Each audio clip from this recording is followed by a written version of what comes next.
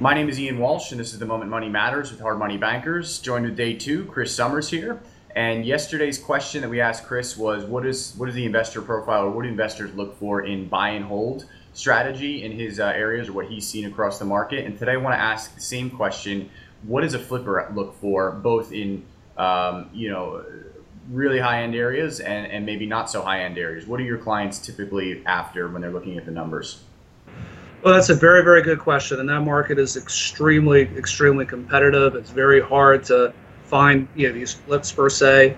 I always try to manage the expectations, even being on the front lines. Where I am, it's difficult. There's a lot of competition out there. So I think for the most part, people will kind of focus more on the numbers and not as much the neighborhood in terms of where can this work, and then maybe look into their profit margin.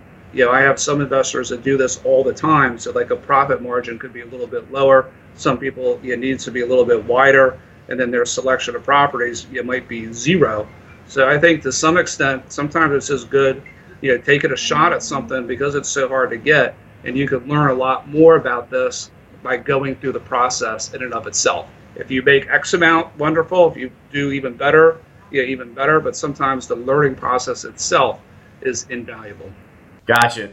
So that's Chris Summers on what does flippers look for in the markets that we're currently in, which is a hot one, so to say. So Chris Summers here. You can find him on Facebook, Ian Walsh. You can know where to find me on Facebook, probably where you're seeing this. So tomorrow will be day three. We're going to talk about new construction, and I know Chris knows a lot about that in regards to what his investors are looking for.